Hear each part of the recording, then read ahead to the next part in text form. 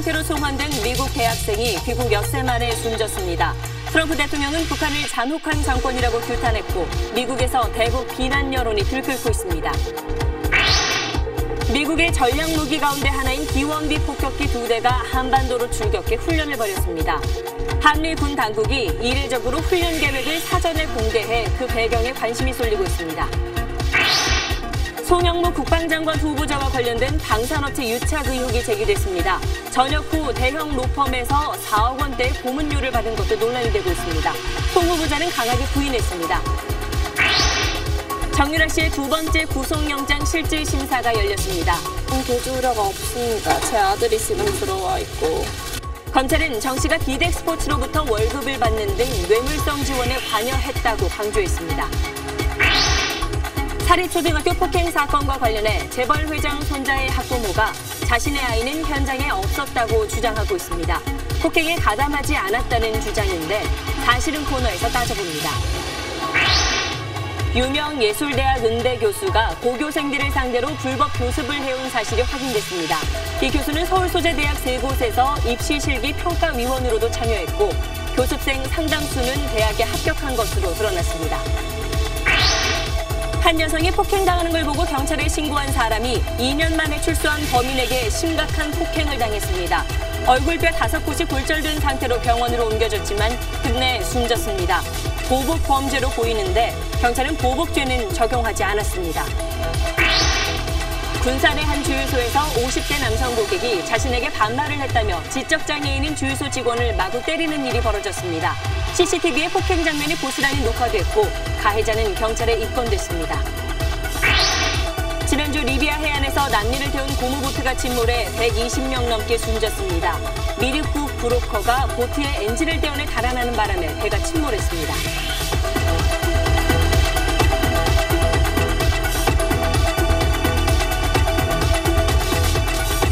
에너지를 쓰던 자동차가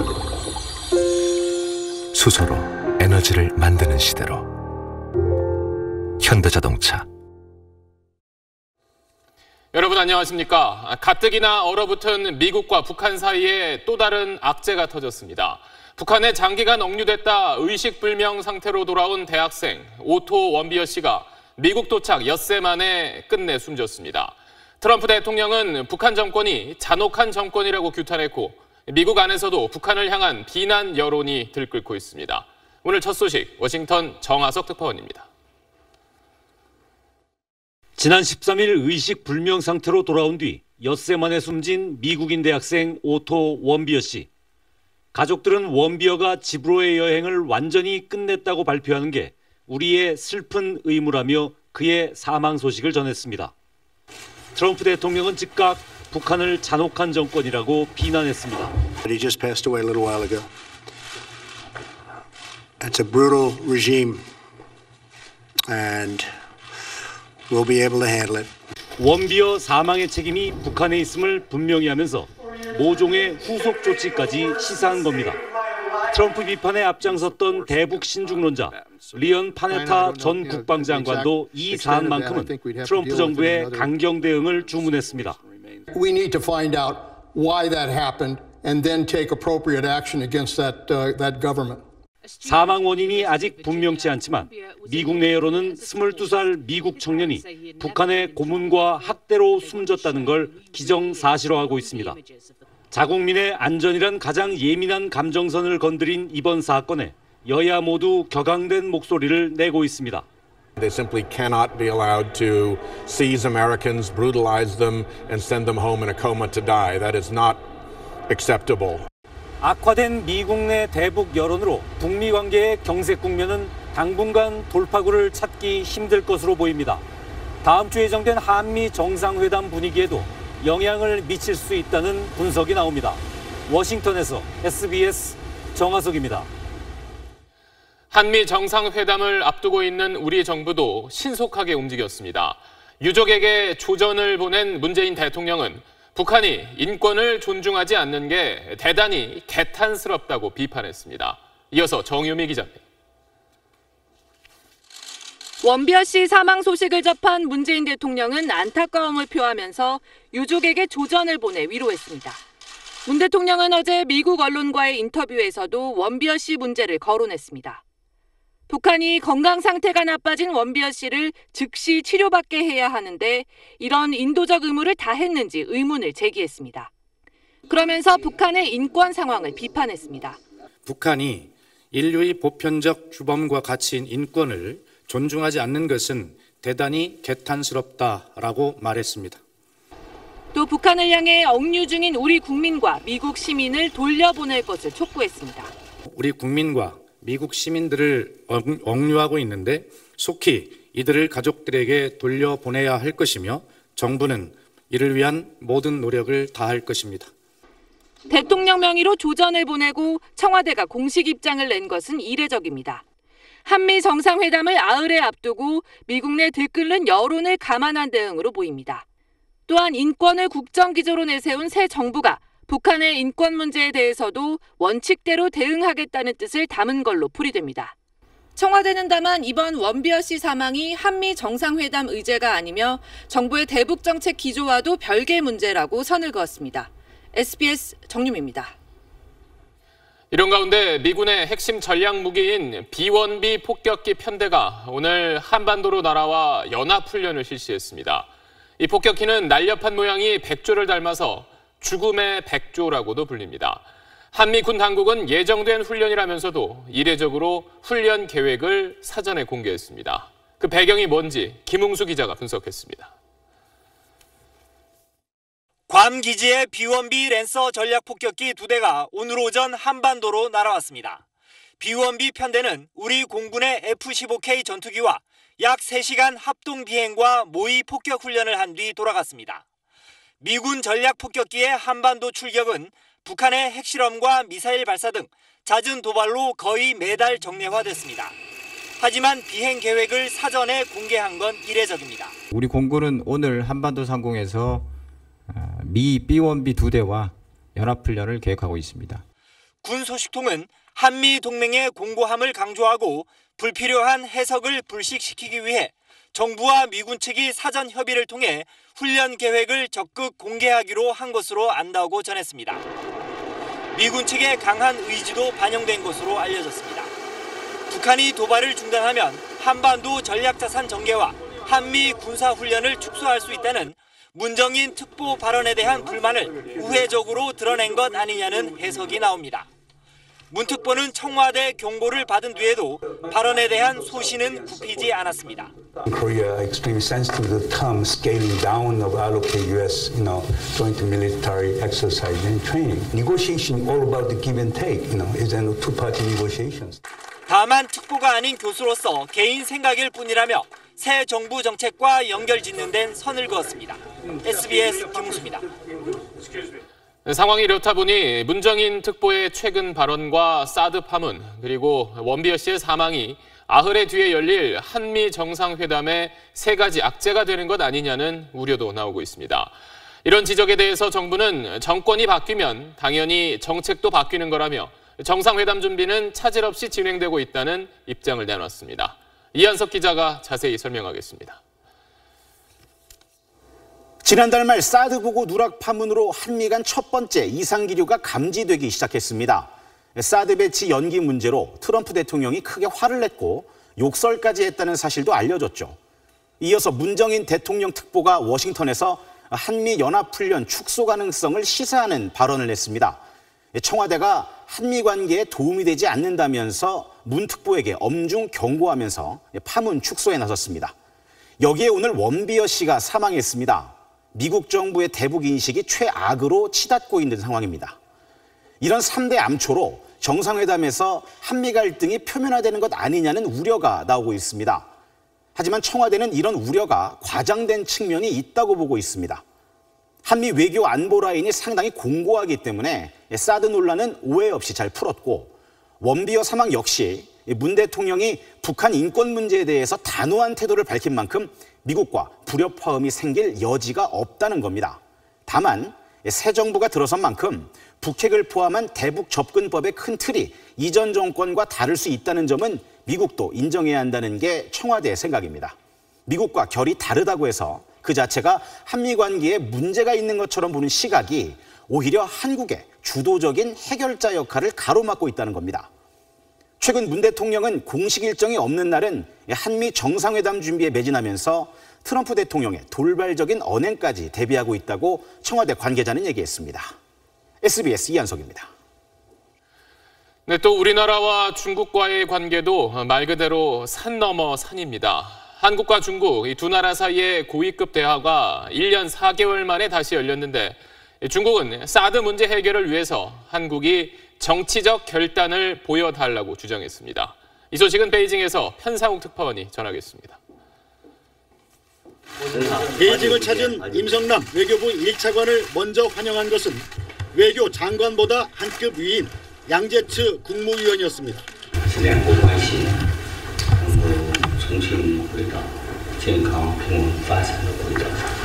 이어진 한중 전략 대화에서도 임 차관을 맞은 건 여러 명의 차관급 가운데 수석격인 장예수의 상무부부장이었습니다. 16개월 만에 재개된 한중 전략 대화를 중시한다는 표현입니다. 그러나 실제 대화 테이블에 앉자 중국은 사드 문제 해결이 관계 회복의 선결 조건임을 숨기지 않았습니다.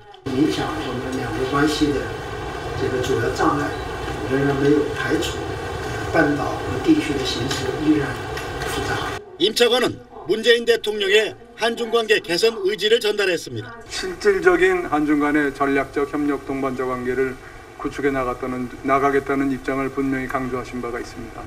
하지만 중국은 한국의 정치적 결단까지 촉구했습니다. 我们希望韩方能够展现政治意愿和决断。 한미 정상회담을 앞두고 이뤄진 이번 전략 대화에서 중국은 한국을 예우하는 동시에 압박해 최종 목표인 한반도 사드 배치 철회를 노린 걸로 보입니다. 베이징에서 SBS 편상욱입니다. 조국 민정수석 출석 문제로 야당 의원 국회 운영위가 고성과 삿대질 속에 끝났습니다. 인사청문회 관련 상임위도 이틀째 개점 휴업 상태인데 국회 파행이 길어질 것 같습니다. 강청원 기자가 보도합니다. 늦게 와가지고 뭐 하는 거예요? 바로 하고 있는데 무슨 소리 하는 거야?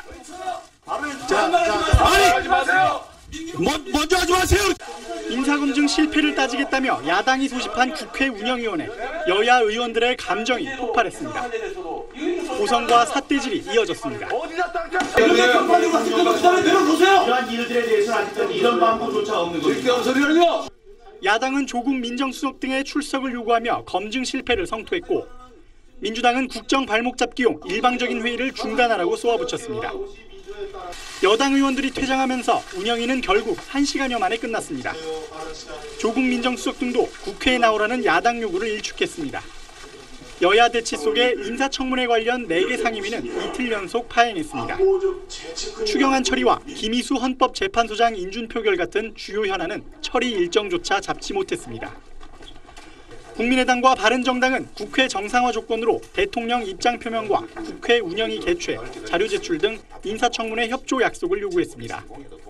이런 인사검증 부실 논란에 대해 임종석 대통령 비서실장이 오늘 오후 직접 나섰습니다. 임 실장은 안경환 후보자 검증이 부족했다는 점을 인정한다며 책임은 자신에게 있지 조국 수석에게 물을 수 없다고 밝혔습니다. SBS 강청원입니다. 강경화 외교장관이 자신의 지명 철회를 요구했던 야당 지도부를 찾았습니다. 국민의당과 바른정당은 그나마 만나서 덕담과 우려를 전했는데 자유한국당은 끝내 만나주지 않았습니다. 권단 기자의 보도입니다.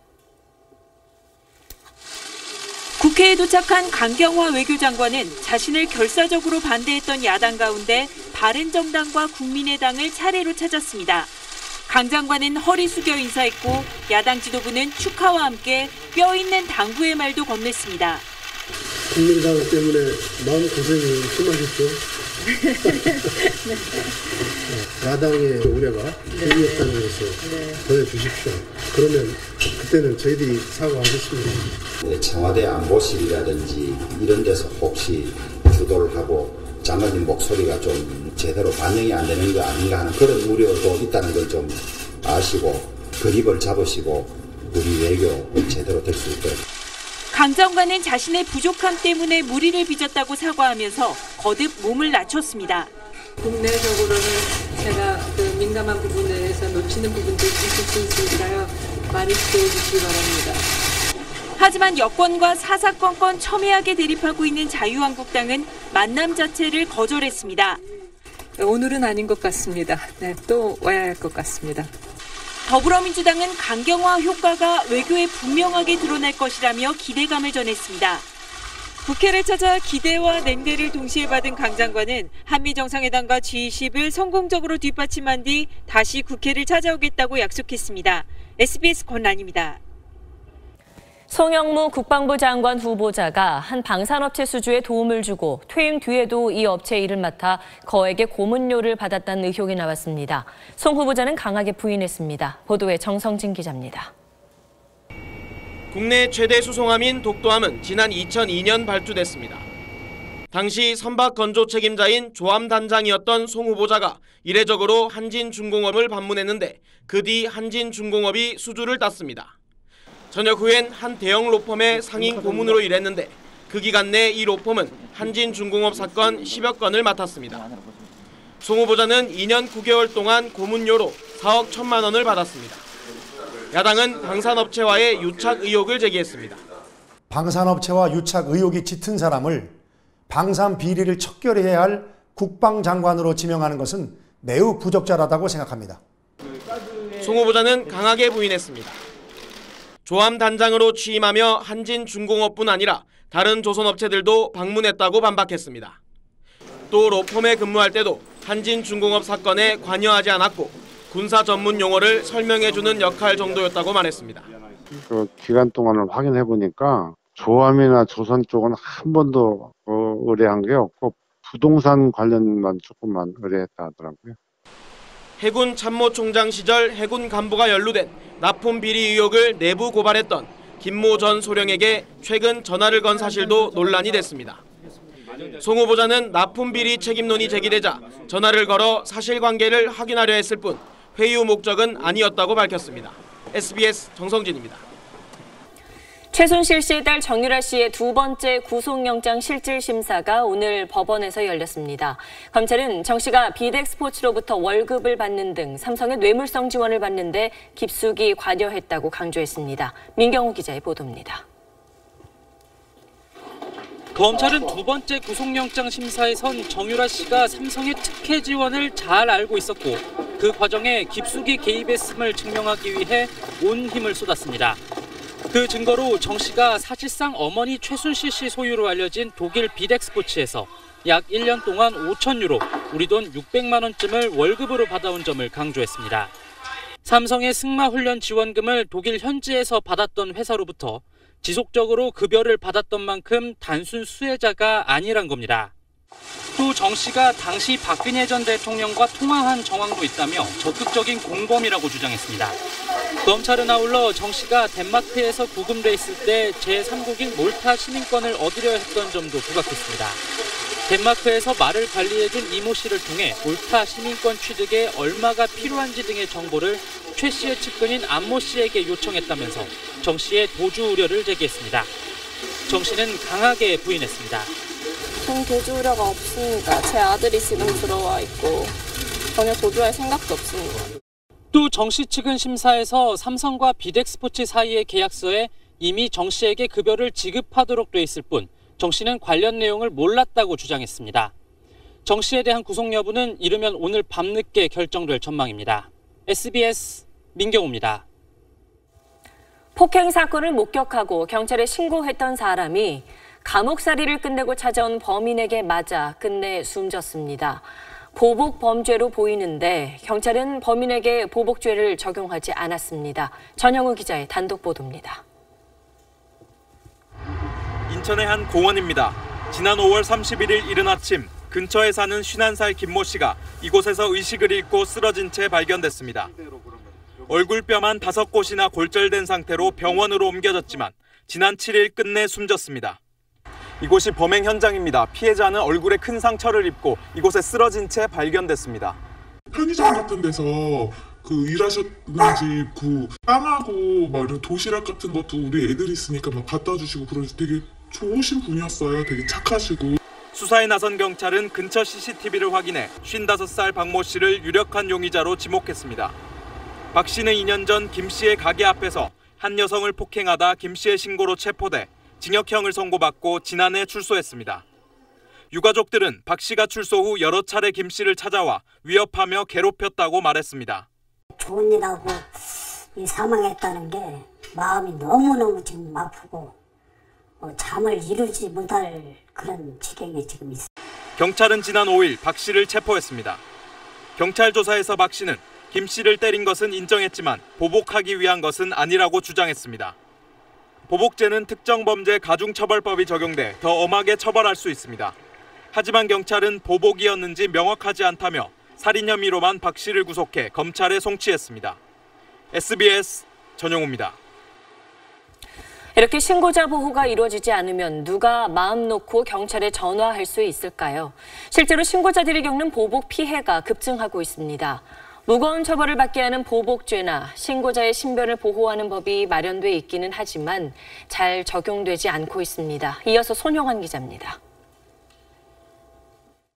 다시 나타난 폭행 가해자로부터 위협을 받은 29살 김모 씨. 나 감옥 가려고 그랬어?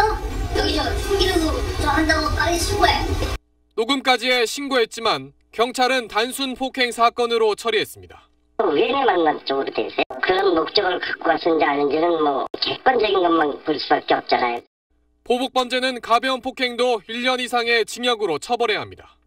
그러나 경찰 등은 뚜렷한 보복 목적을 갖고 한 행위만 보복범죄로 인정하기 때문에 보복범죄 혐의 적용 자체가 안 되고 있습니다. 수사기관이 범죄 피해자나 신고자의 신변을 경호해주는 특정범죄 신고자 보호법도 있습니다. 그러나 강력범죄나 성범죄, 조직범죄와 관련돼야만 신변보호 대상입니다.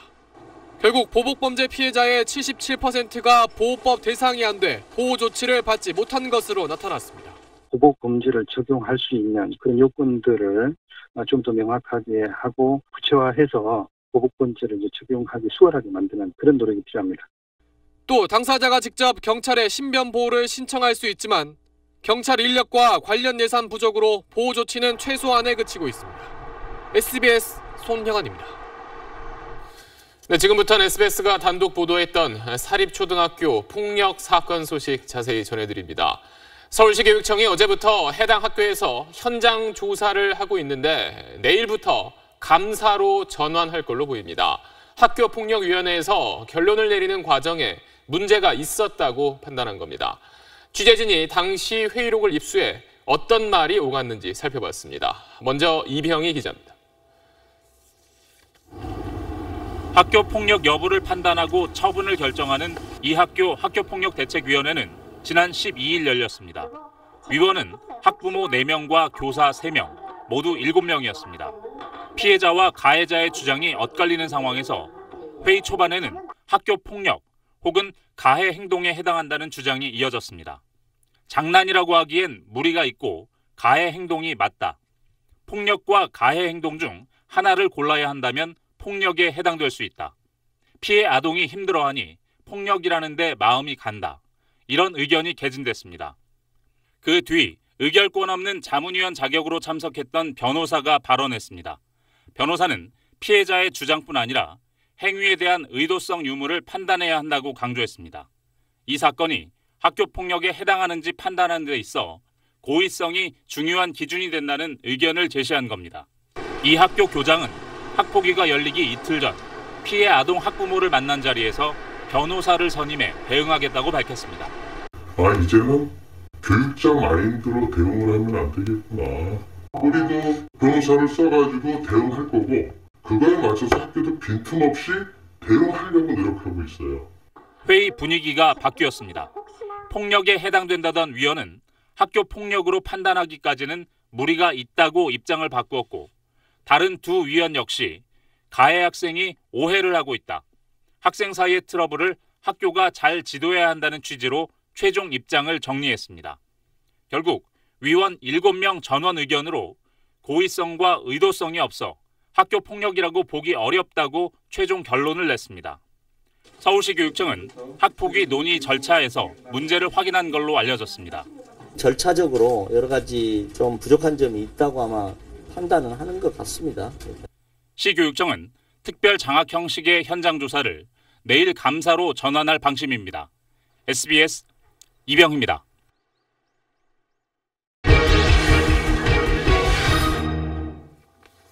네, 그럼 사실은 코너에서 방금 보신 회의록에 담긴 내용을 좀 더 자세히 따져보겠습니다. 기획취재부 박세용 기자 나와 있습니다.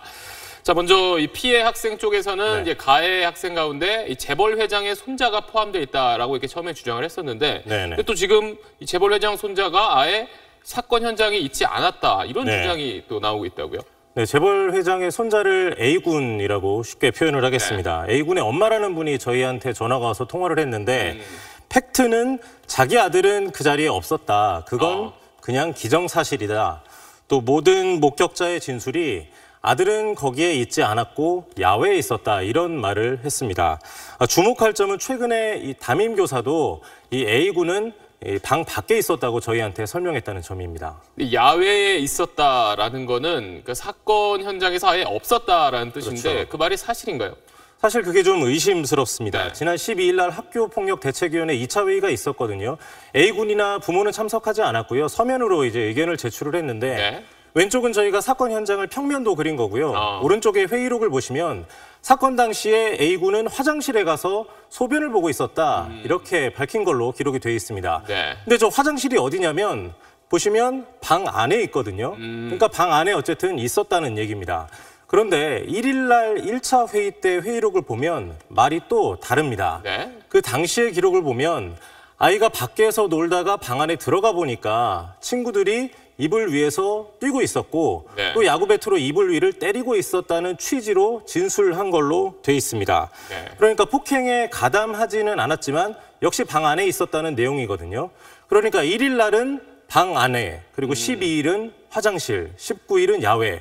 이렇게 시간이 지나면서 A군이 사건 현장에서 점점 멀리 있었다라는 내용으로 진술이 지금 바뀌고 있는 겁니다. 그러네요. 이게 그러니까 그 수련회 갔다는 그곳에 이제 방에 저희가 내부 평면도를 보여드린 건데 점점 방금 말씀하신 것처럼 현장에서 멀어지는 느낌은 있는데 그럼 재벌 손자 쪽, 그러니까 아마 며느리가 되겠죠? 그분은 폭행 가담 의혹, 그러니까 아들의 폭행 가담 의혹에 대해서는 뭐라고 하던가요? 네, 아들은 폭행에 전혀 가담하지 않았다 이렇게 주장을 하면서 근거로 이제 말씀을 하신 게 아들이 피해 아동을 때렸다는 진술은 단 한 명도 없다 이렇게 말을 했습니다. 그러면서 저희 취재진한테 진술이 한 건이라도 있느냐 이렇게 되묻기도 했습니다. 근데 정말 이 재벌 회장 손자가 때렸다라는 걸 뭐 봤다라든지 그런 진술이 한 건도 없나요? 네, 사실과 다르고요. 학폭위 회의록을 보시면 이런 대목이 나옵니다. 담임 교사의 진술이거든요.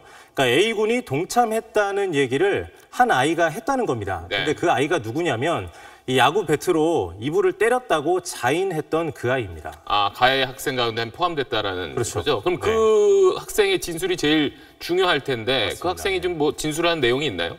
회의록을 일단 보시면 그 아이나 부모한테 확인한 기록이 없습니다. 그러니까 목격자의 진술이 없으니까 이 A군은 가해 아동으로 보기 어렵다는 식으로 결론이 난 것으로 보입니다.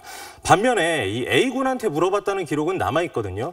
담임 교사가 물어봤더니 A군이 극구 부인해서 교사 본인이 난감한 상황이었다라고 기록이 돼 있습니다. 지금 A군이 폭행에 가담했다는 주장은 있지만 사실로 입증된 상황은 아니거든요. 그러니까 저희가 오늘 말씀드린 거는 A군이 폭행에 가담하지 않았다는 걸 뒷받침하는 쪽으로 말이 바뀌고 있다는 점.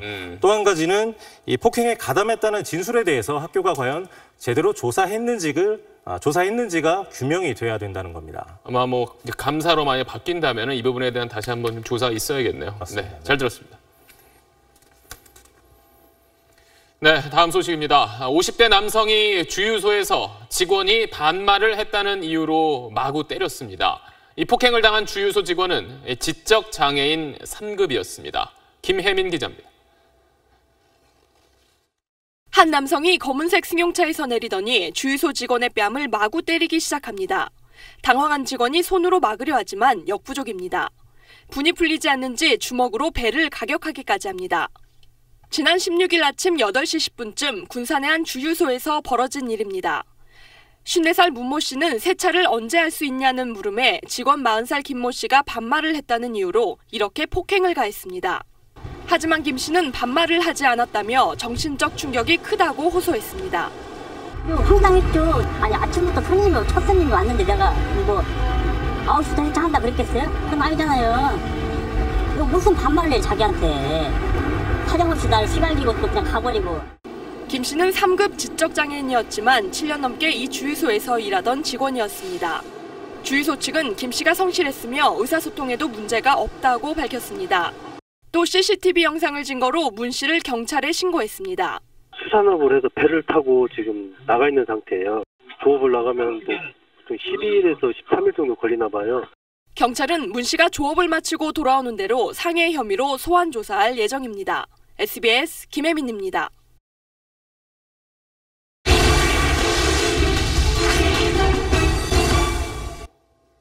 서울에 있는 한 유명 예술대학입니다. 이 대학의 한 음대 교수가 고등학생들을 상대로 여러 해 동안 불법 레슨을 해온 사실이 SBS 취재 결과 확인됐습니다. 이렇게 배운 학생들은 상당수 지원한 대학에 합격했는데 이 교수는 학생들이 합격한 대학의 면접위원으로도 활동한 걸로 드러났습니다. 기동 취재 조기호 기자입니다. 서울 서초구에 있는 한 건물입니다. 교복을 입은 학생들이 커다란 트럼펫 가방을 메고 건물 안으로 들어갑니다. 그런데 트럼펫 연주자로 이름난 교수 A씨도 같은 곳으로 들어갑니다. 한참을 기다려도 나오지 않는 교수. 뭘 하는 걸까? 취재진은 이 교수에 대해 할 말이 있다는 대학 수험생들을 만났습니다. 학생들은 트럼펫 강사인 A 교수의 부인으로부터 한 제안을 받았다고 합니다. 고등학교 2학년, 3학년 때쯤 되면은 이제 너도 이제 입시 준비해야 되고 이러니까 교수님께 레슨 받아라 이런 식으로 자연스럽게 그냥 옮기게 돼요. 부인의 제자를 넘겨받은 A 교수는 자신이 가르친다는 건 비밀이라고 강조했습니다. 레슨비도 현금으로만 가져갔습니다. 무조건 현금으로 한 번 할 때마다 15만 원씩 현금으로 꼬박꼬박 드렸어요. 교수는 대학생을 제외한 학생들을 교습할 수 없습니다. A 교수는 불법 교습을 시인하면서도 한 가지만은 강하게 부인했습니다. 고3 입시 학생 정말 안 가르칩니다. 정말 안 가르칩니다. 그러나 학생들의 이야기는 전혀 다릅니다. 고3 수험생을 가르친 건 물론이고 실기시험 평가위원이 됐다는 정보까지 알려줬다는 겁니다. 자기가 거기 교수니까 여기 와라 내가 뽑아주겠다 이런 뉘앙스를 제자들한테 대놓고 얘기를 해서 SBS 취재 결과 A 교수는 지난 2013년부터 자신의 대학은 물론 서울 소재 대학 3곳에서 입시 실기 평가위원으로 참여했습니다. 자신이 가르친 학생들도 직접 평가했습니다. 네, 그래서 심사하셨죠? 네, 심사했습니다. 가니까 제가 시험 보는지는 모르지만 제가 가니까 나왔는데 제가 뭐 심사는 5명에서 하는데 제일 높은 점수, 제일 낮은 점수는 무조건 애기 때문에 어떻게 할 수도 없습니다. 학생도 직접 심사하셨죠? 네, 맞습니다. 걔도. A 교수가 평가위원을 맡은 대학의 합격생 가운데 A 교수의 교습생은 취재로 확인된 것만 3명이었습니다. SBS 조규입니다. 서울 신림동 고시촌 일대의 독서실을 돌며 책을 훔친 30대가 경찰에 붙잡혔습니다. 8년 동안 행정고시에 8번 떨어진 뒤에 생활고에 시달려온 이른바 장수 고시생이었습니다. 김기태 기자입니다. 여러 해 동안 시험에 도전하고 있는 고시생들의 고충은 공부에 대한 부담감만이 아닙니다. 어떤 점이 제일 힘드신지? 문제들은 화재에서 올라가서 혼자 집에 손벌기고 부모님한테 이제 손벌리는 입장이니까 그게 마음에 쓰이는 거지. 나이를 점점 넘어가니까. 33살 김모 씨는 23살 때 지방대학교를 중퇴하고 서울로 올라와 행정고시 준비를 시작했습니다. 31살이 되도록 8번 시험을 치렀지만 모두 낙방했고 가족의 생활비 지원도 끊겼습니다. 이후 찜질방 등을 전전하며 살다 고시책을 훔쳐 판 혐의로 경찰에 구속되는 신세가 됐습니다.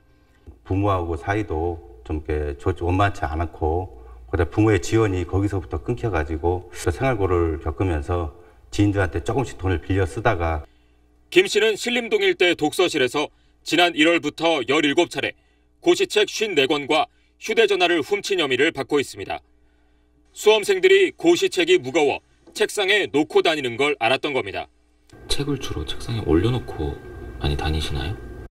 사는 못하면 너무 잠그는 사람이 있고 그러면 한 권당 10,000원에서 20,000원을 받고 고시원 주변 서점에 팔아 생활비로 썼습니다. 경찰은 훔친 책을 사준 서점 주인 5명도 불구속 입건했습니다. SBS 김기태입니다.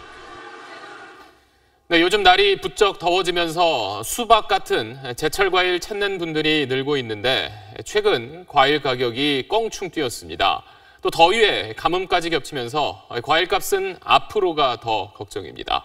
곽상은 기자가 취재했습니다. 한 대형마트의 수박 판매 코너입니다. 만져보고 두드리고 한참을 망설이다 손님 몇몇은 결국 발길을 돌립니다. 꽃이다 왜 안 사지? 너무 비싸. 물가금이 그냥 비싼 게 아니에요. 작년에 이만한 큰 수박 13,000원, 14,000원만 이랬었잖아. 근데 지금은 2만 원대잖아. 10,000원으론 수박 반 통도 사지 못할 정도입니다. 실제로 지난해 같은 기간에 비해 수박은 19%, 포도는 25%나 가격이 올랐습니다. 매년 가을 수확해 연중 먹는 사과와 배 가격도 30% 가까이 폭등했습니다. 말 그대로 뭐 월급 빼고 다 오른다는 게 이럴 때 굉장히 체감이 많이 되죠. 장 볼 때마다. 우리나라 사람들이 자주 사 먹는 과일 15개 품목으로 통계청이 산정한 과실 물가지수는 118.15로 4년 만에 최고로 치솟았습니다. 과실 물가지수는 2015년 평균 가격을 100으로 하고 이보다 높으면 가격이 오른 것을 의미합니다. 재배 면적 감소로 생산량이 줄고 지속된 가뭄과 폭염으로 생육이 원활하지 못해 올 들어 전국 평균 누적 강수량은 166.5mm로 평년의 절반이어서 작황 부진으로 인한 과일값 상승세는 당분간 계속될 가능성이 큽니다. SBS 곽상은입니다. 한미 정상회담을 앞둔 문재인 대통령이 미국의 지상파 방송 CBS와 청와대에서 인터뷰를 가졌습니다. 문 대통령은 북한의 완전한 비핵화 필요성을 분명히 했습니다. 지금 막 인터뷰 내용이 방송됐는데 뉴욕 연결합니다. 최대식 특파원, 북한 문제에 대한 인터뷰 내용 조금 더 자세히 전해주시죠. 네, 뉴욕입니다. 문재인 대통령이 북한의 핵동결을 전제로 북한과 대화할 수 있다는 입장을 미 CBS 인터뷰에서 밝혔습니다. 문 대통령은 현재 북한과 아무런 조건 없이 대화를 하려는 것은 아니며 궁극적인 북핵 폐기를 위해서는 단계적 접근을 해나가야 한다고 강조했습니다. 이 부분은 북한의 핵 폐기를 전제로 해야 대화가 가능하다는 미국의 입장과는 배치되는 부분입니다. 문 대통령은 또 북핵 문제를 제재로만 풀 수는 없다며 전임 버락 오바마 정부의 전략적 인내가 실패했다는 판단은 트럼프 대통령과 같이 한다고 밝혔습니다. 북핵 해법을 둘러싼 한미 간 이견이 있는 만큼 이달 말 한미 정상회담에서 이 문제가 중요한 의제가 될 것으로 보입니다. 이와 관련해 미 CBS는 문 대통령의 대북 접근법이 지난 10년과는 근본적으로 다를 것이라고 예상했습니다. 그리고 북한에서 풀려난 뒤 사망한 원비어 씨에 대해서도 입장을 밝혔다고요? 네, 문 대통령은 우선 오토 원비어의 사망과 관련해서 가족들과 미국인들에게 애도의 뜻을 전했습니다. 또 원비어가 살해당했다는 주장에 동의한다면서 그의 죽음에 이르는 책임을 북한이 져야 한다고 지적했습니다. 또 현재 북한이 억류하고 있는 미국인 3명을 풀어줘야 한다고도 말했습니다. 이런 문 대통령의 북한 책임론 제기는 원비어의 사망으로 한미 정상회담을 목전에 두고 미국 내 대북 여론이 급격히 악화한 가운데서 나온 것입니다. 지금까지 뉴욕에서 전해드렸습니다. 지금 보이는 지도는 아프리카 난민들이 유럽에 밀입국하기 위해 자주 이용하는 루트입니다. 해상 이동 거리가 짧아 선호하는 경로인데 사고도 잦습니다. 지난주엔 난민 130명을 태우고 출발한 고무보트가 이 지중해 한가운데에서 침몰해 대부분이 숨졌습니다. 심지어 밀입국 브로커가 저지른 고의 침몰이었습니다. 이상엽 기자입니다. 바람 빠진 고무보트에 탄 난민들이 애타게 구조를 기다립니다. 허리까지 물이 들어차 침몰 직전인 상황. 때마침 나타난 구조대 덕에 극적으로 목숨을 구했습니다. 하지만 같은 날 이곳에선 또 한 척의 난민 보트가 침몰했습니다. 대부분 수단 출신으로 약 130명을 태운 보트는 유럽으로 향할 예정이었지만 밀입국 브로커가 엔진을 떼어내 달아나는 바람에 얼마 못 가 가라앉았습니다. 지나가던 리비아 어선의 도움으로 간신히 4명만 목숨을 구했고 나머지 126명은 모두 숨지고 말았습니다. 리비아는 사하라 이남에서 온 난민들이 지중해를 건너 유럽으로 향하는 주요 길목입니다. 하지만 작은 보트에 지나치게 많은 인원이 타거나 사고 등의 이유로 배가 침몰하면서 리비아 해안에는 거의 매일 시신이 떠밀려 옵니다. يوم الأمس كان 3 جثامين واليوم انتشلنا عدد 4 جثامين والعملية لا زالت مستمرة في البحث. 올 들어 지중해를 건너다 숨진 난민은 모두 1,530명, 지난해보다 9% 늘었습니다. 인접국들의 관심과 협력이 없다면 비극은 되풀이될 수밖에 없습니다. I have to say that this time I see the depth of the crisis more worrying than any time before. 하지만 세계 난민의 날인 오늘도 수백 명의 난민들이 높은 파도에 몸을 맡긴 채 목숨을 건 항해에 나서고 있습니다. SBS 이상예비입니다. 인터넷 소셜미디어 페이스북에 방화와 총격 사건이 잇따라 생중계됐습니다. 비슷한 일이 한두 번이 아니죠. 게시물 차단 방안을 둘러싼 논란이 재점화될 전망입니다. LA 정준형 특파원입니다. 한 흑인 여성이 왼손에 빨간색 기름통을 들고 걸어갑니다. 의자를 밟고 서서 이웃집 유리창 너머로 기름을 붓고는 불을 붙인 뒤 가버립니다. 시뻘건 불길은 순식간에 번져나갔고 집안에 있던 한 여성이 창문 밖으로 뛰쳐나와 겨우 목숨을 건집니다. He interstelled. He's trying to get out. We gotta help him. 하지만 아파트 안에 있던 70대 남성이 빠져나오지 못하고 숨지고 말았습니다. 남자친구와 다툰 뒤 홧김에 이웃집에 불을 지른 사건인데 페이스북을 통해 생중계됐습니다. 미국 사우스캐롤라이나주의 한 해변가 휴양도시입니다. 수십 명의 사람들이 무리를 지어 도로를 따라 내려오다 갑자기 싸움이 벌어집니다. 흰색 반팔 상의를 입은 흑인 남성이 여러 명으로부터 두들겨 맞다가 일어서더니 호주머니에 있던 권총을 꺼내 마구 쏘아댑니다. Cop is down. Multiple people down. We're at 4th Avenue North. Stay away. If you're watching this, stay away from 4th Avenue. 총을 쏜 남성은 근처에 있던 승용차를 빼앗아 달아나다가 경찰에 붙잡혔습니다. 총격 현장은 도로 건너편에 있는 한 호텔 투숙객이 촬영해 역시 페이스북에 생중계됐습니다.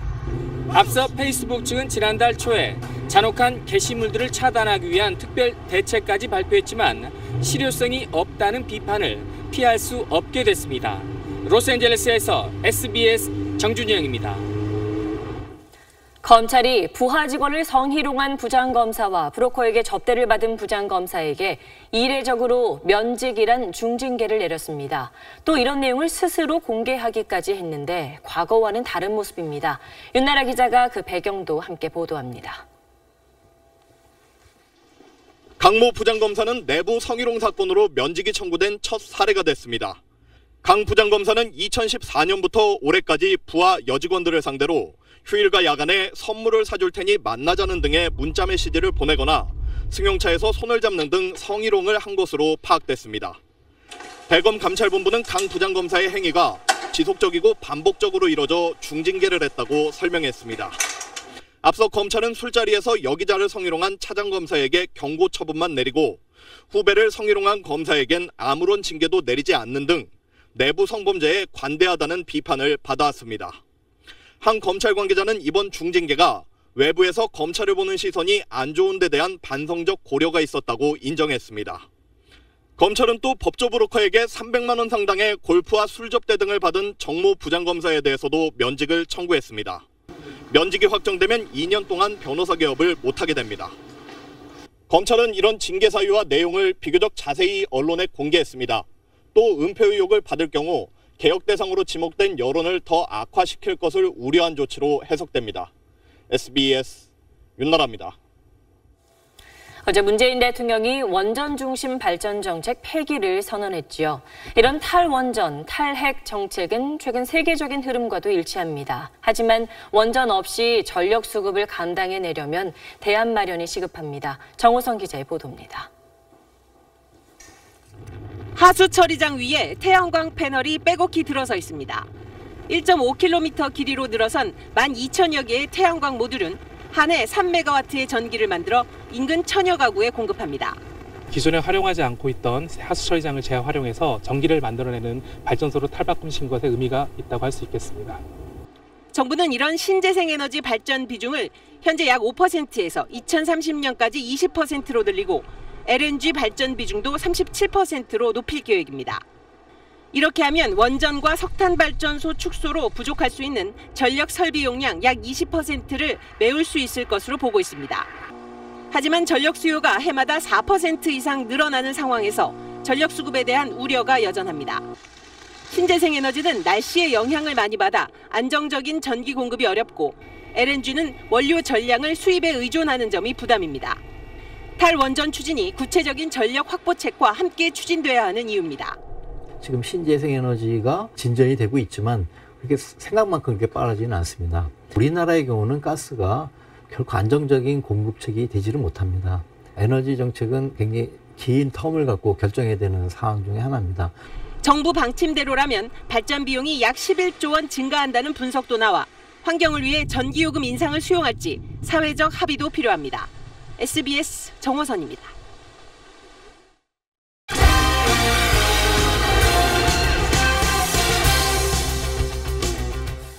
안녕하십니까. 스포츠 뉴스입니다. 정부가 평창올림픽 여자 아이스하키 남북 단일팀 구성을 추진하고 있습니다. 하지만 풀어야 할 난제가 많아서 험한 길이 예상됩니다. 김영렬 기자입니다.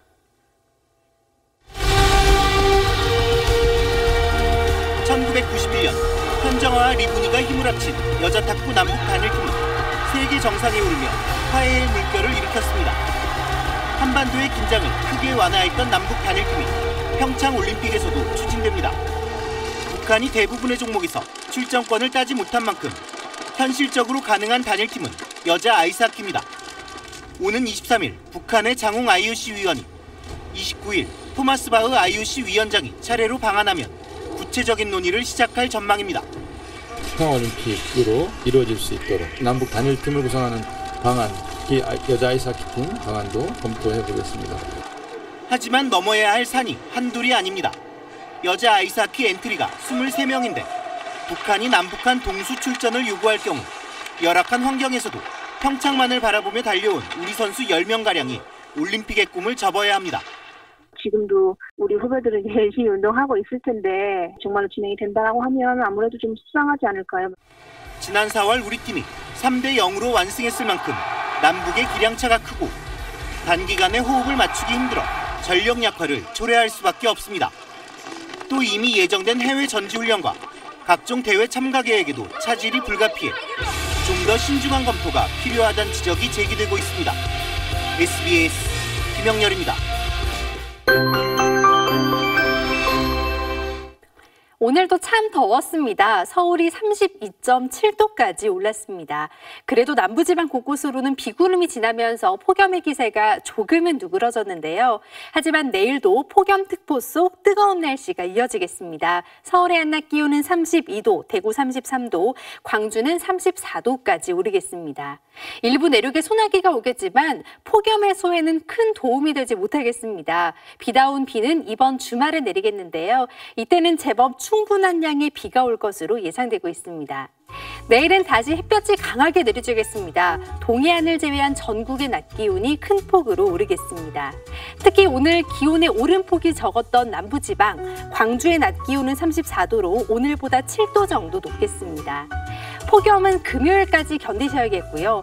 주말 사이 비가 내리면서 기온은 조금 내려가겠습니다. 내셨습니다. 닷새 전 하굣길의 스쿨존에서 시내버스에 치여 숨진 청주의 초등학생을 추모하는 발길이 이어지고 있습니다. 사고 현장에는 더위를 피하라며 누군가 두고 간 우산과 국화꽃 그리고 좋아하던 과자가 놓여 있습니다. 스쿨존이 도입된 지 올해로 22년째지만 스쿨존 어린이 교통사고는 여전히 매년 4,000건이 넘습니다. 우리 아이들이 안전하게 자랄 권리는 어른들이 지켜줘야 합니다. 뉴스 마칩니다. 고맙습니다.